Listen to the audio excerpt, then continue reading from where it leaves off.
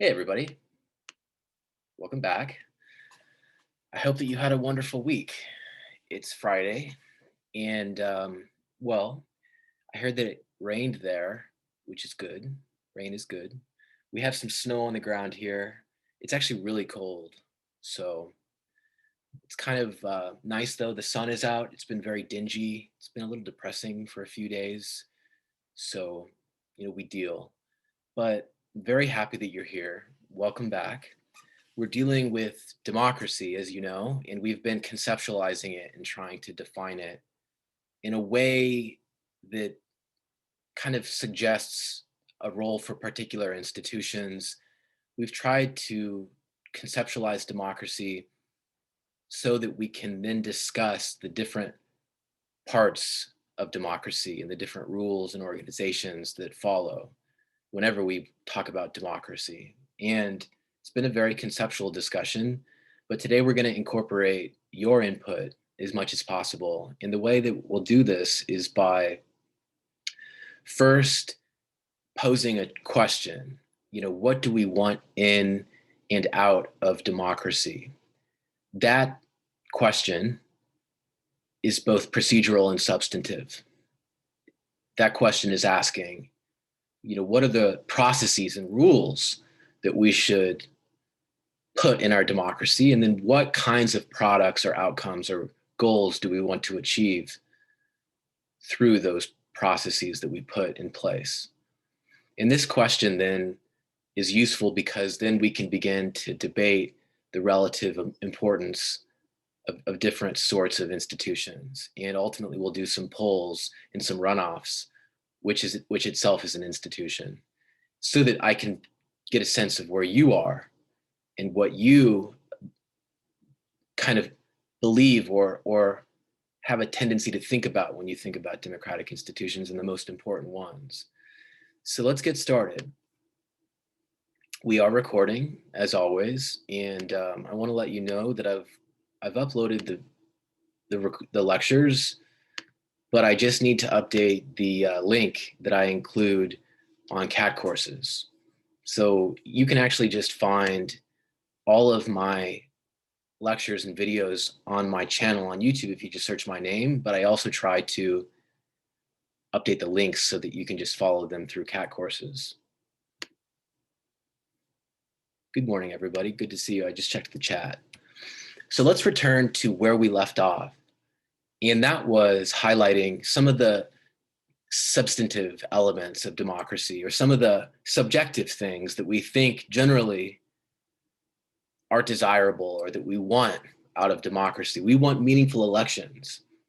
We want to see and know that our vote counts, right? And that the majority will get its way, even when and while the minority is also protected in its rights, and so on. We want elections that fairly translate into representation. We want representation that is perhaps descriptive, meaning we want institutions to have a composition that reflects society.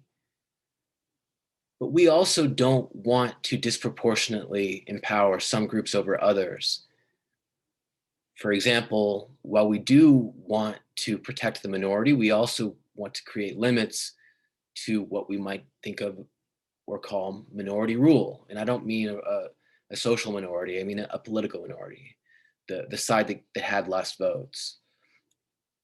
We want accountability. That is, we want it to be possible to punish or reward elected officials through elections.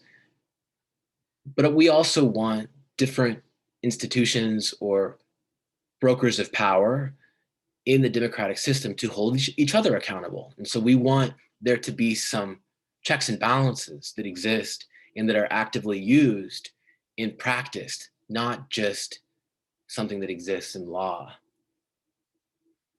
And then we also want that balance of interests that I've talked about so far and that is related to some of these other components. That is majority rule and minority rights. These are things that we want out of democracy. And many of us would more or less agree that these are desirable goals and that these are aspirations.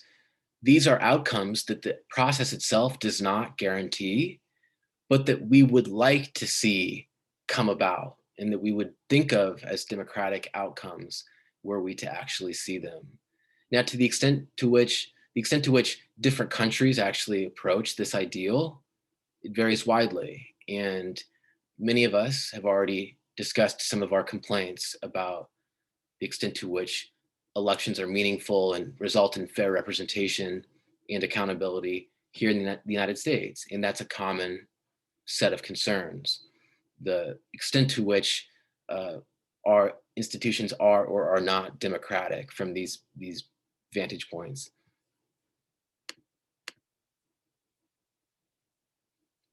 Effort says, what does it mean by vertical and horizontal accountability? Vertical accountability is the ability of voters to punish or reward politicians or elected officials. Horizontal accountability is the ability of different institutions or democratic institutions to check or restrain other equal democratic institutions. So different relationships of accountability between actors, either between voters and politicians, or say Congress in the executive or the courts in the executive. In the first case, it's vertical. In the second case, it's horizontal. So before I begin to draw on your insights and before we incorporate your opinions and your ideas, we're going to watch a video that basically poses the same question that we're posing here. And the question is, what do we want in and out of democracy? Or what does democracy sort of mean? What is democracy and what is implied when we say democracy? And what's useful about this video is that much of what they discuss is captured by our definition and our concept that we've developed so far.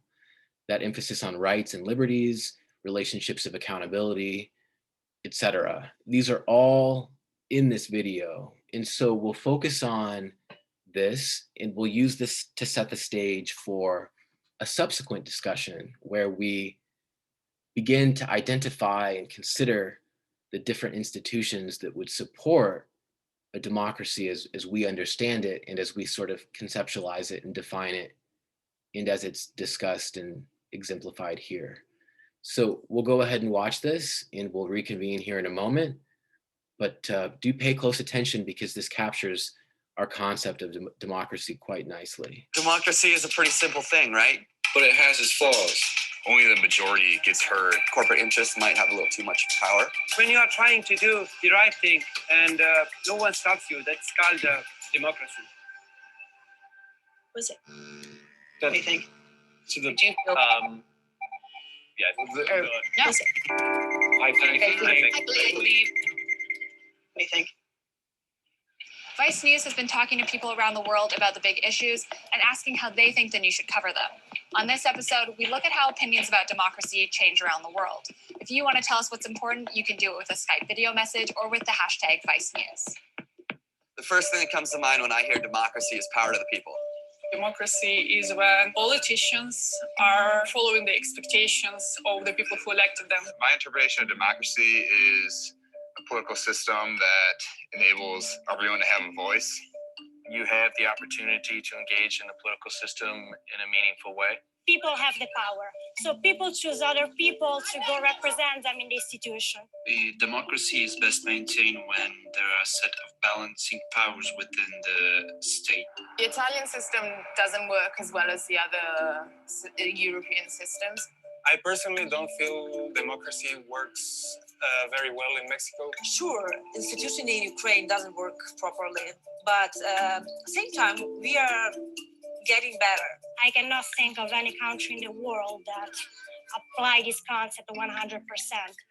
Let's say the United States or Europe. But even though there, it doesn't really work. I believe democracy is applicable in every country of the world. Tied to democracy is a sense of individualism. I don't know that that's like a global attitude.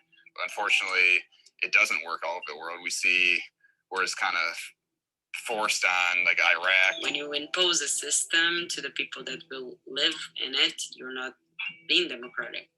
You can't take a totalitarian dictatorship and just say, oh, it's going to be a democracy tomorrow. I don't think a democracy has to be exported in a strong way. In every country, it's applicable. The democracy is very good for the people, and everyone should accept that. I believe the best way to solve a conflict is a democratic one. The only way that you can actually solve a conflict is through a dialogue. I think democracy is not the best solution. It's not a drug which will help solve all problems. Democracy should always be questioned instead of being taken right away as the solution. To criticize or be suspicious of a democratic system is to be suspicious of the people that are leading it. That doesn't mean the definition of a democratic system is tainted. It just means the people running it are not doing what they should be. The idea of democracy and the concept of democracy is not working as it should. Mainly we are getting decisions making from the top, going to the bottom, and not the other way around. That is the way democracy should work.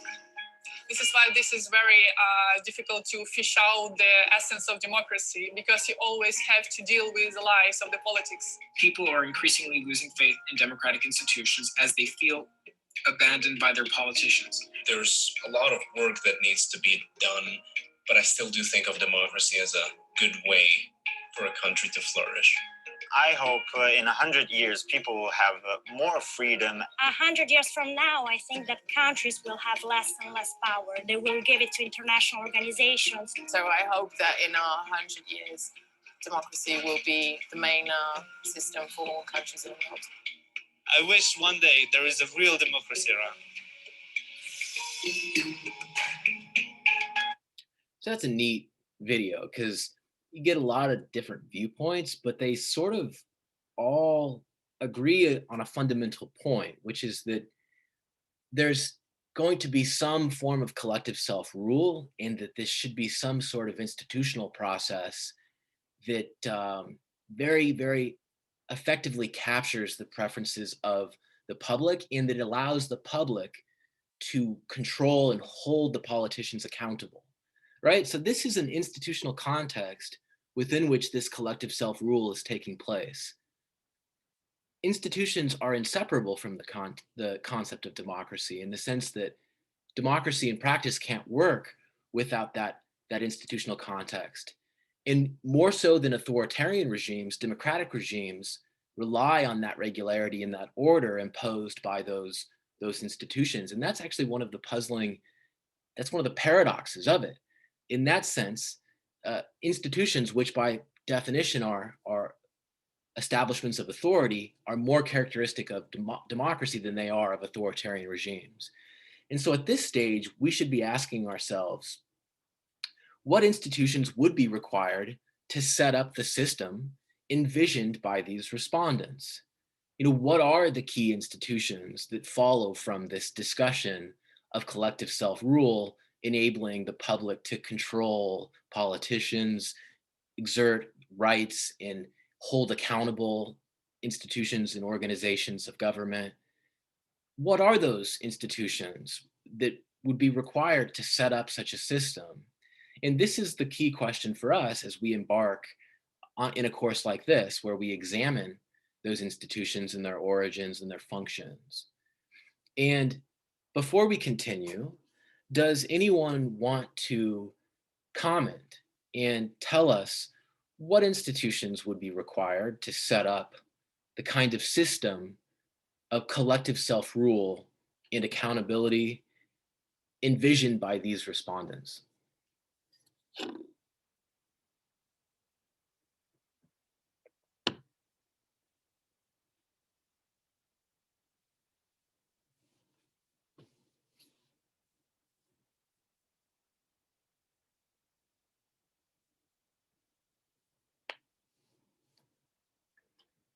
Professor, can you elaborate more on that? Yes. So if institutions are the rules of the game, and if they are those humanly devised constraints that we've defined in the class, and if democracy is about collective self-rule and rights and liberties and accountability and this sort of set of rights and liberties that we associate with democracy, well, what kinds of institutions would we have to set up to have democracy? What sorts of institutions or rules of the game would make a country a democracy? And what kinds of institutions are essential to have a democracy?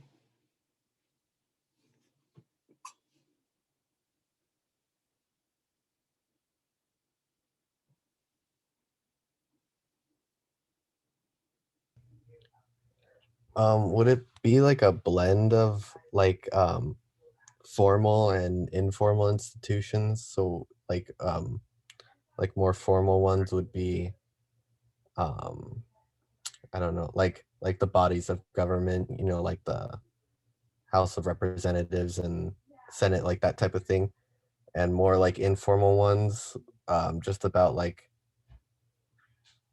how we treat voting and how we you know, like how voting should be like guaranteed for, you know, like everyone, like every adult should be able to vote, and like those type of rules. So those are all examples of formal institutions, but certainly those are all good examples, right? Like the legislature, voting rights, um, you know, rules about the organization of government and relationships between the branches. These are all examples of formal institutions that would fall under and would be relevant for a democracy, right? That we have to have those in a kind of fundamental way. So what are some other examples, or what are some other types of institutions that that we would need to have a democracy?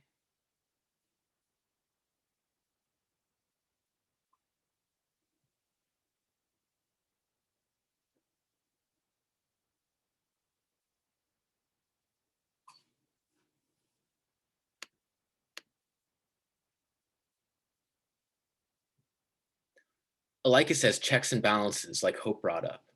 Yeah, so the courts should be able to review the decisions of the executive or the legislature and the executive.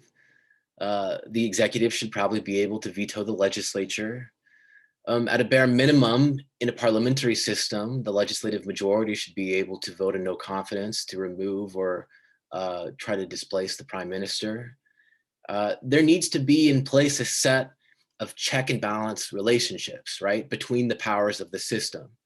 The system itself might be set up in a variety of ways. It could be a parliamentary system, or it could be a presidential system or a hybrid system.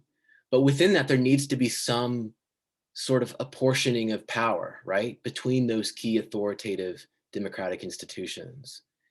So Hope and Alika are emphasizing those. Giovanni emphasizes the voting systems, the electoral system, right, the vote, the participation in this formal process of the masses. Courts, says Eduardo, and not just courts, but courts with autonomy and with independence, I presume, because courts exist in Russia too. They also exist in Venezuela, but they don't function in the same way in those countries as in, say, well, technically the United States, because the difference is still robust. But you might argue that more recently, there may have been a change in the composition in the politics of the courts, but that's less relevant for our comparison. Term limits would be examples of formal institutions. I don't know if they're essential to our concept of democracy, except for the fact that we probably do imagine some transition or transfer of power or change in government, right? And government and opposition are institutions, and they are ideas that matter and are relevant. I like it says consistency and transparency when it comes to information from the government. That would be, so that's interesting, I like it. So there's both a formal and an informal element there. So it is, so the extent to which the government sort of values and promotes transparency, and extent to which it practices it sort of in practice on a day-to-day basis, that's certainly sort of informal, right? It's kind of subjective. It's kind of like a norm. But then there are also rules about transparency and rules about what kinds of information the government has to publish, and when and how quickly it has to publish the information. that's certainly formal, right? So there can be formal rules, and then there can be informal practices on top of the formal rules. Sometimes the formal rules are very robust, but the informal practices are very weak. Sometimes the informal practices are stronger than are the formal rules. So there are layers upon layers of institutions here. And what you're capturing in your discussion is that there are different roles to play for the different institutions. And to the extent that democracy incorporates and includes different playing fields, there are different relationships among the actors and the institutions, and there are different characteristics of the institutions themselves. Efren says, could block vote be considered because it seemed like most want individuals who represent them and have an opportunity to advocate for their needs, and some countries confront voting irregularities. So the electoral system is an important institution because the way in which votes are cast and how leaders are elected will impact the ability of the public to hold leaders accountable, perhaps, but maybe more importantly, how representative the legislature is. And so those both matter because those both bear on democracy. And I don't know if the choice between block vote and say a non-block option is as important as say the choice between maybe proportional representation and majoritarian electoral systems. But certainly there are a variety of choices at different levels, and all of them have implications that matter. But we'll first focus on different types of electoral systems and different types of legislative executive relationships. There is no golden rule in the structure of democracy. It's set up in a lot of different ways. Most of Latin America is presidential, meaning there's independent survival and election of both the president and the legislature, just like the United States. But most of Europe is proportional representation and parliamentary. So they have multi-member districts. The prime minister is elected by the legislative majority, not independently by the voters. The system is set up very differently than in the US, where we vote for a single representative, and even in Latin America, where the presidential power is quite substantial and different than, say, the US and especially Europe. There's no golden rule. What we focus on more is sort of the nature and the relationships between the institutions. Are there checks and balances? Is there accountability? Is there a set of president or executive legislative relations that create relationships of accountability? Or is there a concentration of power? Are there uneven balances of power between the institutions? You know, is the court operating and acting autonomously, regardless of whatever legal code is in place? Is the court independent? These sorts of things. Michael says, in South Africa, the ANC has been the majority party since 1994. Is it still considered democratic since people are voting for the party? Good question, Michael.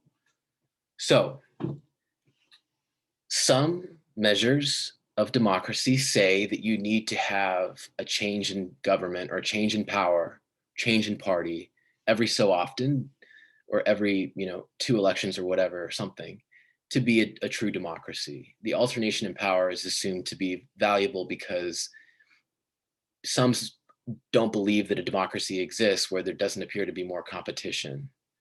Other measures, however, can still allow a country to be measured a democracy even if there's not a change in party.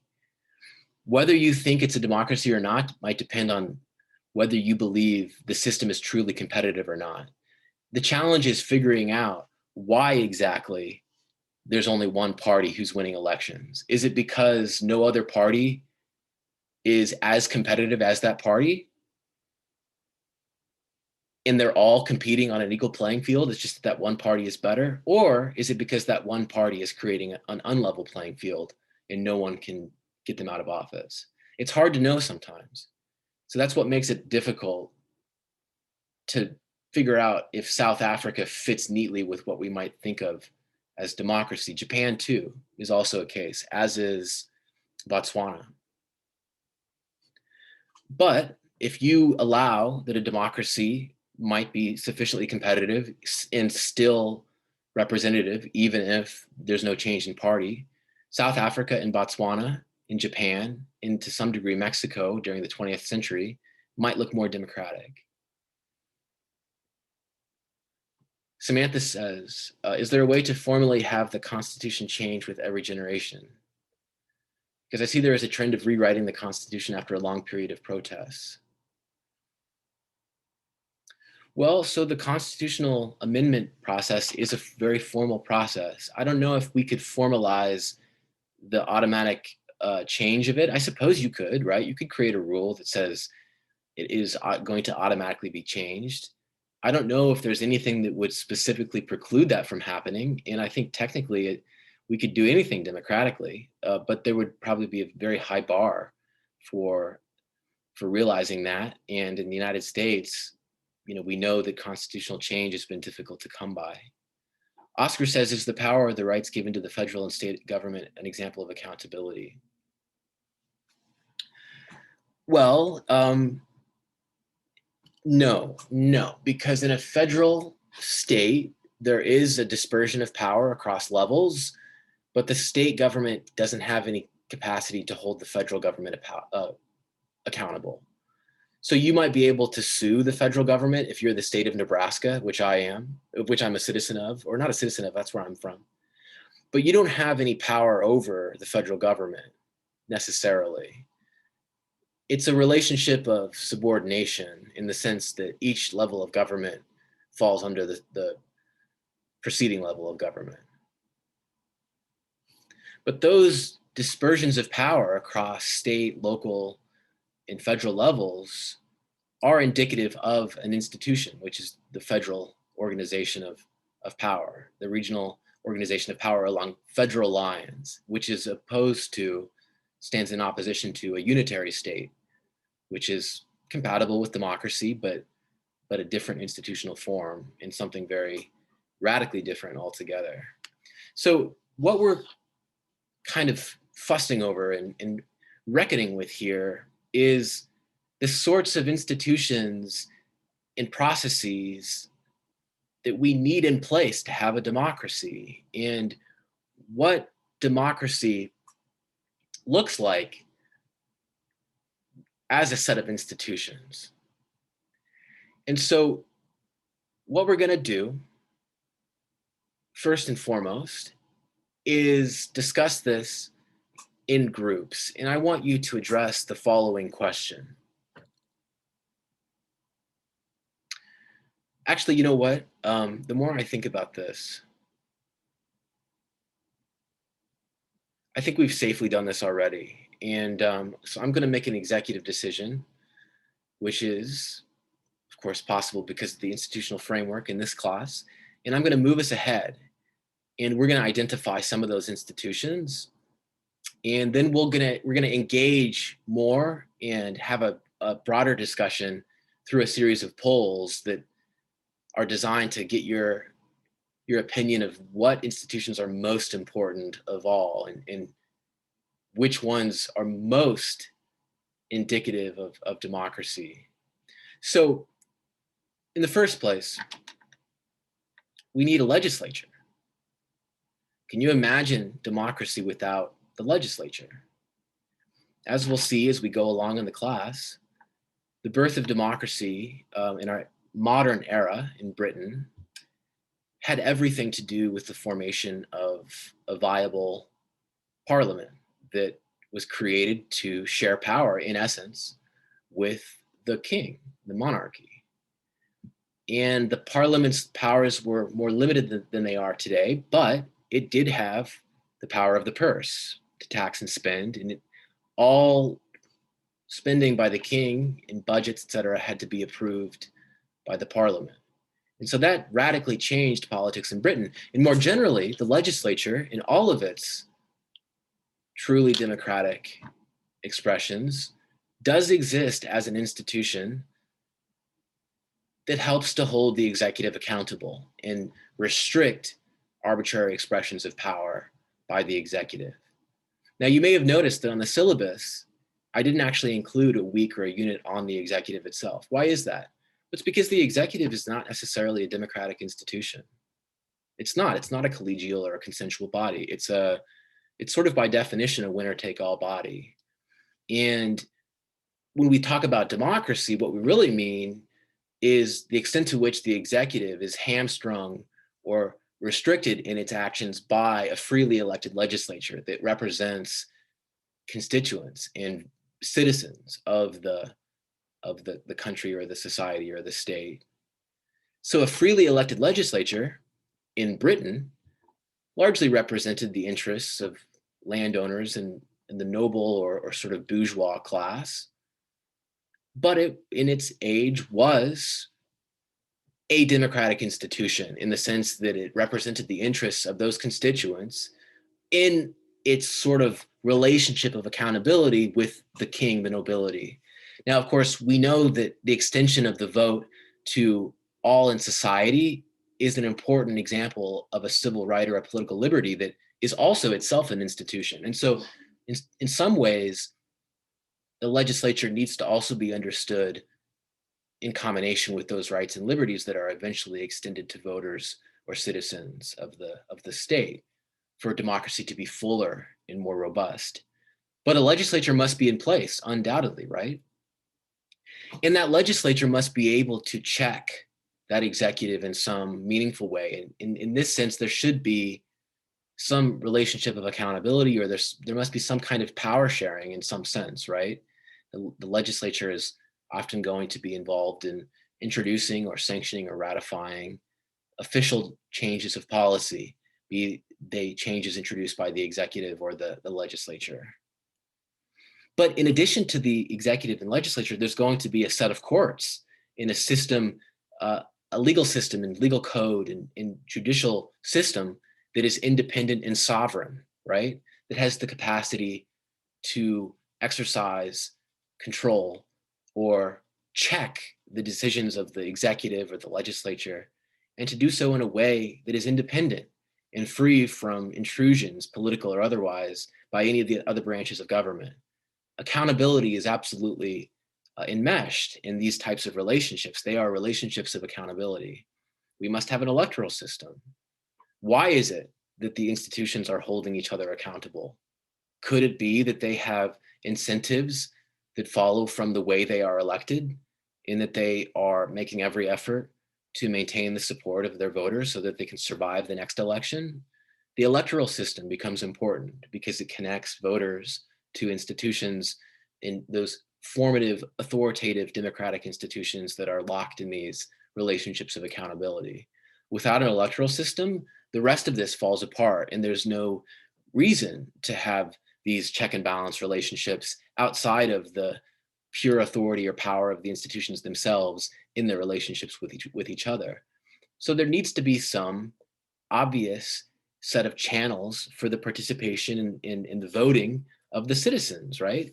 Who themselves are also connected to political parties, which represent and mediate the voters' relationships to the state, and that become megaphones for the amplification and the kind of broadcasting in the taking up of the issue concerns, in the desires and the passions and the interests of the constituents.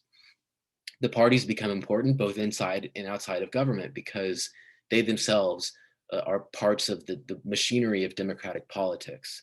Of course, those parties emerge from civil society, which itself is an institution. It's a domain or a hemisphere, a sphere of activity and autonomous, free, sort of expressive organization where people form parties and organizations which lobby government and lobby institutions of government and try to engage in the process, to influence the process in a way that is beneficial to them and perhaps harmful to their rivals, which is entirely democratic so long as the system is itself democratic. There must, of course, be a rule of law, and all of the above is only possible in a system where there's a constitutional morality and a tendency of the players to follow the rules of the game. the Constitution doesn't mean anything. It's just a sheet of paper if the players don't accept those rules. We've just seen in vivid display how an unwillingness to accept the rules can destabilize the process seriously, even if all the other players seem to be able to see and accept the outcome. Rule of law matters a great deal, and the orderly sort of concession to the rule of law matters, because only then can the process play out in a way that is stable, in continuous and driven and purposeful. Without rule of law, the rest of this falls apart, and there's no agreement over the basic functions of government and what the institutions are even supposed to be doing. Finally, there are the rights and liberties that uphold this entire complex. Rights and liberties are, of course, relate to the right to vote, as well as form organizations and behave freely in society. It relates to the ability of parties to redress grievances in the courts and to lobby legislators and parties and government, to seek to run for office or capture the executive power of the state. All of these things are necessary for the rest of the institutions to take on meaning. And so what you'll see is that although each of these things individually matters to democracy, they also are complementary and also usually require each other. It's difficult to imagine any one part of these institutions functioning on its own to produce democratic outcomes. We need all of them working together to produce democratic outcomes and for the process to function in a democratic way.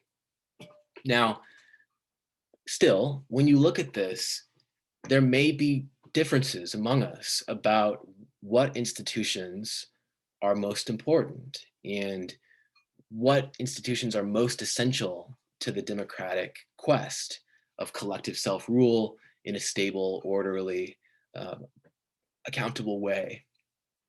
And I want to begin to draw on your opinions and your insights as we explore what institutions we view as most essential to democracy. And what I want to first give you an example of, pardon me, I actually forgot that I had this slide. I added it at the end. In a moment, I'll incorporate you, I promise. But one thing that's interesting is that these relationships of accountability can be further complicated by the addition of new institutions. And in some cases, for example, in Venezuela, the creation of a constituent assembly can both undermine democracy as well as create new layers of accountability where they previously didn't exist, but that ultimately buttress authoritarian rule. And so one interesting example and one deliberate effort to create new institutions that could potentially undermine some of those original relationships is the Constituent Assembly created in Venezuela through an executive-led referendum in 2017. And this Constituent Assembly met in the same wing of the legislature in Caracas. And the reason that's interesting is because it was designed that way to ensure that no unpleasant encounters took place. And specifically, many of the members of the Constituent Assembly, as well as some of the legislators, as I understand, were armed. And so this goes to show that these relationships of accountability and these dueling powers can be greatly complicated by the incorporation of new institutions when those beyond the legislature or beyond the original institutions gain new powers that can be used to make decisions that affect everyone. But I do want to bring you into this, and this is where I was headed.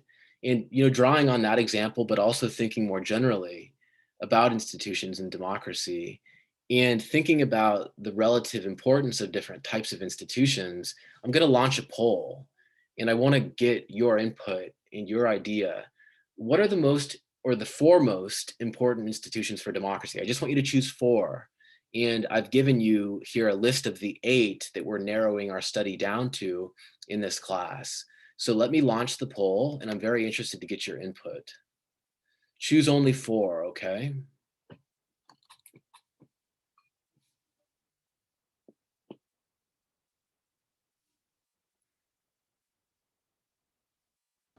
Professor, can you briefly explain again the executive legislative power sharing? Yeah, so it basically just means, are there check and balance relationships between the executive and the legislature? Can the legislature hold the executive accountable and vice versa? Can they veto each other's decisions? Or is power concentrated in an executive who, wields that over a weak and powerless legislature, like in, say, some authoritarian regimes like Rwanda?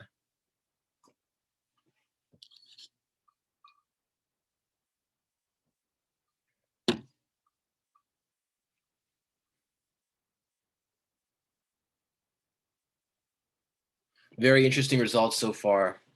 I anticipate that this might be a challenging question because, as I explained to you, in many ways they feed on each other and they complement each other, these different institutions.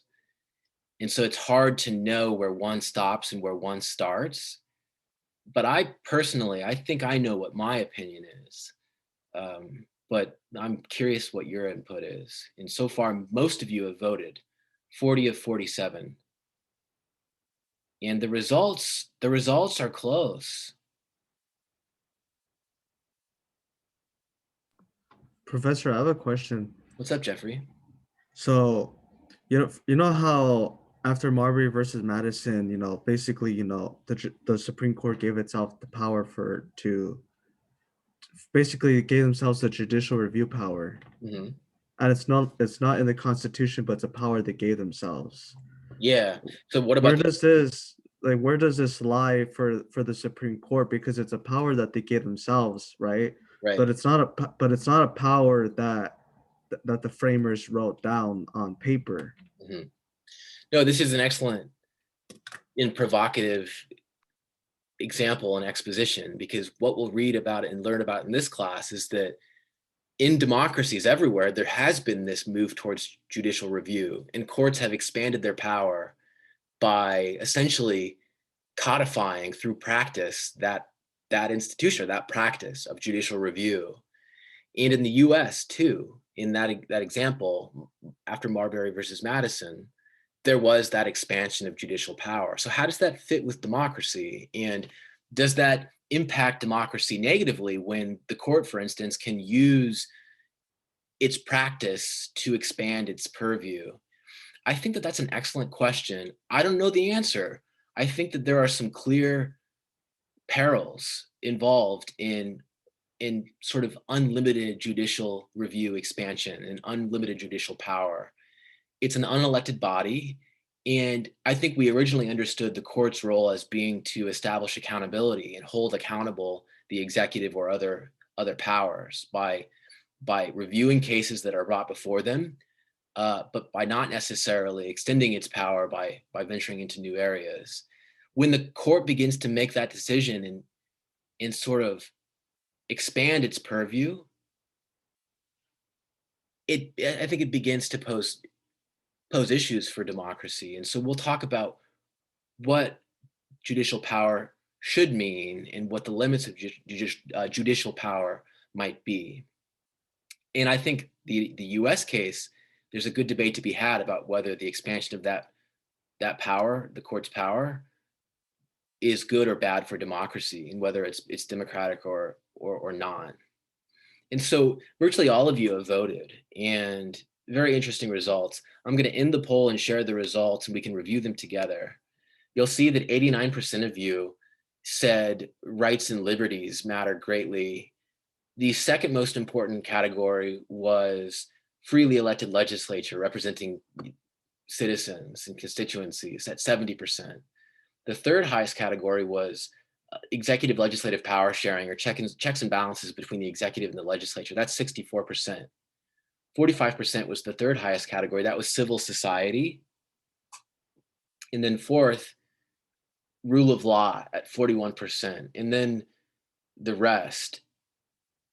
All of these were fairly well represented. There's a relatively even sort of dispersion of responses. As you can see, there really is no category that didn't have at least some representation.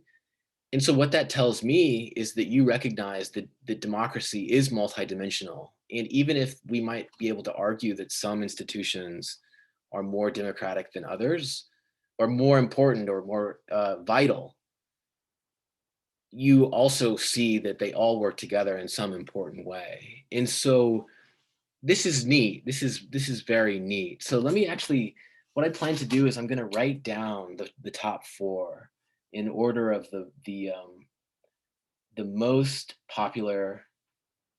So first was rights and liberties. Second was freely elected legislature.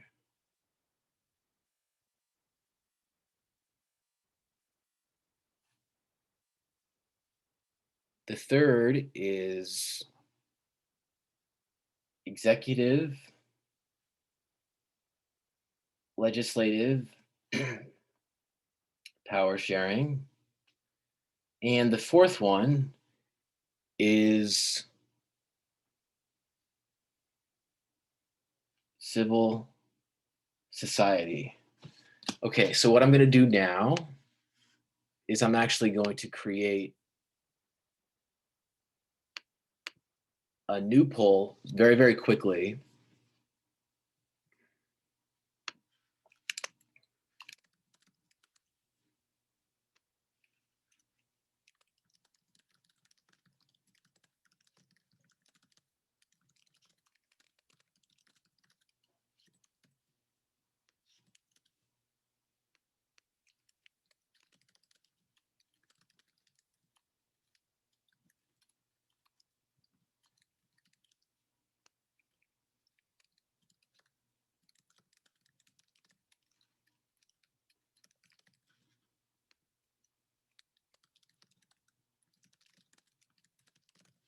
Thank you for being patient. I had to wait so we could get our results.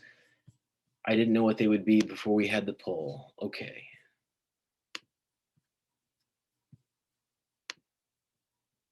I'm going to launch a new poll.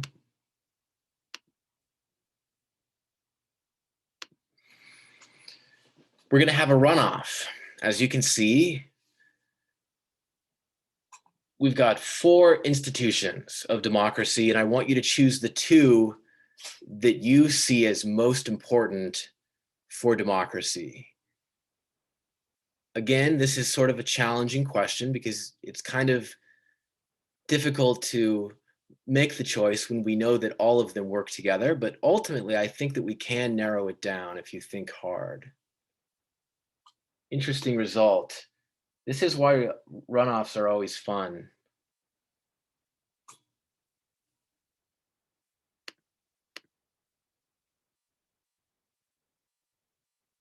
Oh, Kyrie had asked, oh, I'm sorry, Efren, I missed your question. Freely elected legislature just means that they're elected in elections that are free, fair, and frequent, and where there's a competitive race, and the executive or the incumbent doesn't abuse the playing field and so on. Free, fair, and frequent elections is what we mean, as opposed to like sham or rigged elections.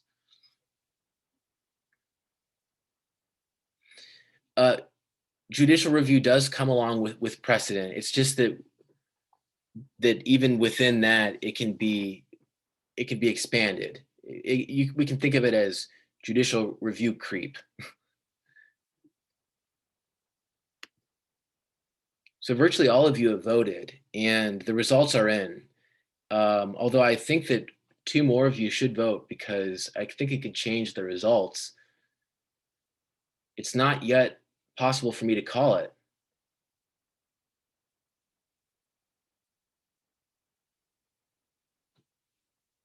I'm going to call it. The AP has called this race. I'm sharing the results. As you can see, rights and liberties won decisively. In fact, because rights and liberties won a large supermajority, we don't even need to go to the second runoff. But you can see that the executive legislative power sharing, check and balance institutions, ranked in at second most important. Third was freely elected legislature, civil society. What this tells me is that for you all, there's a critical role to play for the relationships between those key democratic institutions, authoritative institutions like the executive and the legislature, but that even before that, rights and liberties, including the right to run for office in the first place, really define democracy above all. And so there is that critical role for institutions in all cases. It's just that some of these institutions we might differentiate because of their foundational role in making democracy possible in the first place. So this was an interesting exercise. I think that we're technically out of time. So, as always, I appreciate your input. Thank you very much. You're free to go. I'm going to stop recording this and I'm going to stop sharing the results. And thanks so much for participating in my polls. Had a good time with that. I'm going to stop recording and I will see you on Monday.